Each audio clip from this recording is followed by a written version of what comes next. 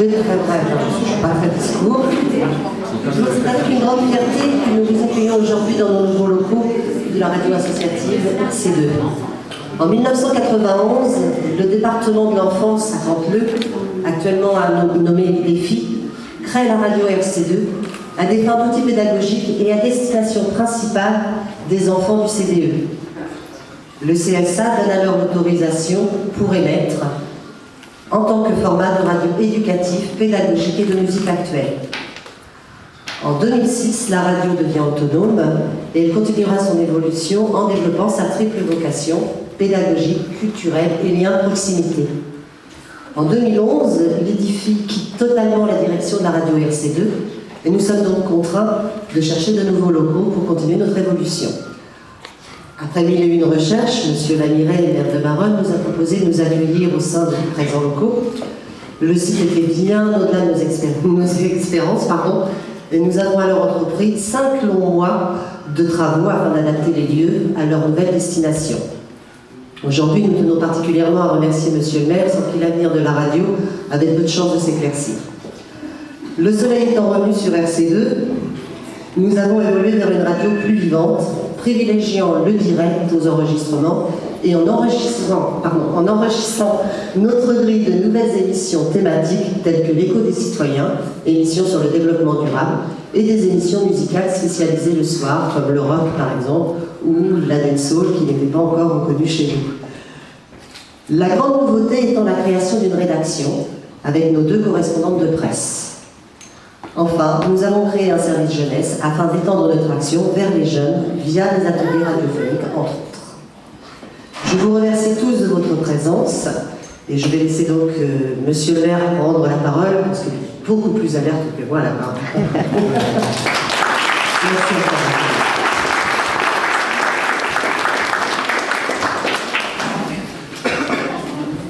Mesdames, Messieurs les élus, les adjoints, les membres du tissu associatif maromais, Mesdames, Messieurs, Madame la Présidente de l'association RC2, beaucoup de plaisir à vivre ce moment aujourd'hui avec vous, à plusieurs titres.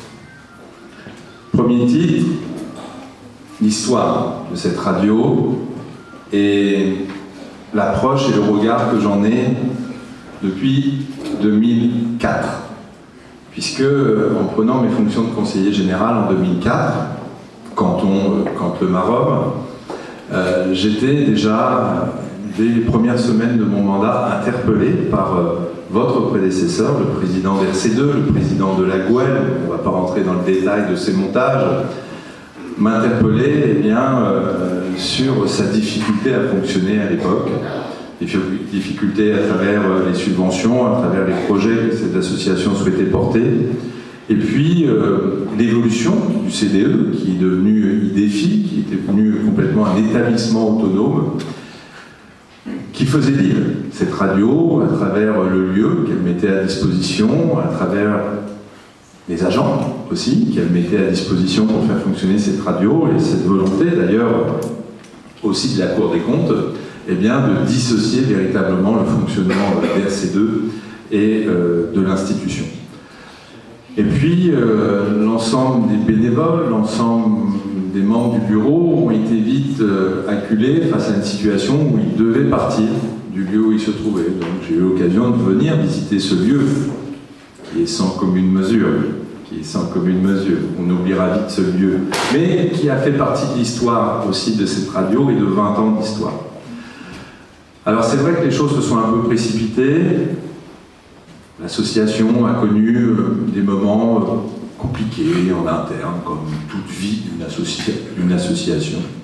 Et puis je tiens vraiment ici à saluer Madame la Présidente et tout le travail que vous avez mis en place, travail constructif, mais aussi du travail de manière à poser véritablement les fondamentaux, les fondations qui vont permettre à cette radio de s'inscrire dans le temps. Et cette perspective, cette vision, on en a douté et elle nous a fait craindre un avenir pas aussi radieux que celui qui se dessine aujourd'hui. Et ça, c'est le fruit de votre travail, de votre équipe, de votre énergie, de votre volonté de faire. Vous avez su vous entourer des bénévoles, puisqu'on le sait tous, un président sans son équipe, sans ses bénévoles, n'est pas grand-chose, c'est comme un maire et son conseil municipal. Eh bien, vous avez su vous entourer, recruter les bonnes personnes et former aujourd'hui eh bien, cette belle équipe. Et vous voyez, je mets en avant l'équipe avant le lieu, parce que ce lieu vide n'a aucun sens sans votre équipe, sans votre énergie et votre volonté de faire. Alors, c'est vrai qu'on s'est rencontrés, les choses se sont précipitées, il fallait partir. J'ai interpellé le maire de Canteleu pour savoir s'il était en capacité de vous recevoir. Après avoir cherché, il n'y avait pas véritablement de lieu qui pouvait vous mettre dans de bonnes conditions. Donc, eh bien, avec l'équipe municipale qui m'entoure, nous avons souhaité mettre tout en œuvre pour pouvoir vous accueillir, pour pouvoir à ce que la radio continue à exister, parce que c'était aussi ça, la base de tout ça. Et ce lieu, effectivement, il était occupé par un atelier de peinture que nous avons relogé dans de très bonnes conditions à la maison municipale des associations. Tout ça a été une opération de tiroir. La livraison de la maison des associations nous a permis de regrouper dans un même lieu tout ce monde associatif qui bouillonne sur notre commune et de libérer cet espace. Alors, si je peux me permettre l'expression, Madame la Présidente, on s'est tapé dans la main et on s'est dit bon, voilà, je vous mets ce lieu qui n'était qu'une plateforme complète, sans aucun mur, sans aucun aménagement, puis au moins très succinct. Et je vous ai dit voilà cet espace, appropriez-le vous, organisez-le, faites-le vivre et installez-vous. Vous avez relevé ce défi avec vos moyens. Et quand on parle des moyens, ce n'est pas forcément les moyens financiers, mais c'est aussi les moyens humains, puisque l'ensemble de ces installations, de ces aménagements, alors je suis venu de temps en temps faire des petites visites, pas en bleu, mais en tout cas voir un peu comment ça avançait.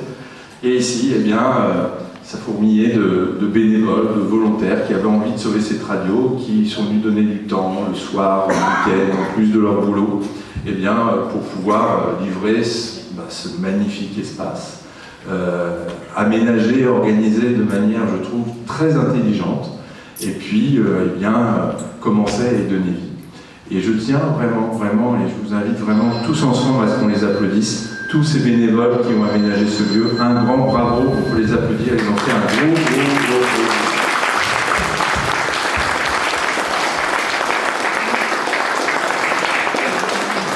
Alors, on a voulu vous accueillir dans les meilleures conditions possibles, vous mettre ce lieu à disposition, l'aménager, et puis ce lieu, il avait un sens aussi pour l'équipe municipale, puisque vous êtes ici dans la maison municipale de la jeunesse, et je suis ici qui anime cette maison municipale.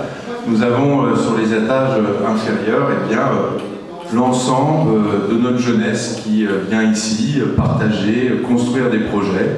Nous avons eu l'occasion récemment eh bien, d'admirer, de regarder eh bien, le court-métrage qu'a réalisé ce service jeunesse. Et on s'est dit, ben voilà, il y a un lien entre cette radio éducative et cette maison de la jeunesse. Et je pense que tout ça va s'organiser naturellement et va faire que cet espace eh bien, est un espace complet et qui va être aussi à la disposition des jeunes Maromais, puisque c'est le deal que nous avons convenu. Vous êtes ici chez vous pour longtemps, c'est gratuit. Prenons en charge chauffage, prenons en charge l'électricité, on ne prend pas de loyer.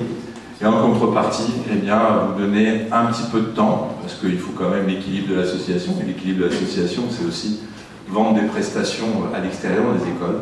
Et le deal, c'est que dans votre organisation, vous trouvez un petit peu de temps et là, pour que nos jeunes Maromais, dans nos écoles, notre maison municipale de la jeunesse, puissent aussi venir utiliser vos équipements, utiliser votre savoir-faire, votre pédagogie et votre envie d'apprendre. Parce que je crois beaucoup, moi, à cette pédagogie eh bien, de l'expression. Nous le constatons tous, notre jeunesse a de plus en plus de mal à s'exprimer, à faire passer des messages et à être audible. Tout notre système éducatif est axé sur l'écrit. Et je trouve dommage que nous n'ayons pas un peu plus de place pour l'expression. L'expression, c'est le théâtre, c'est la radio.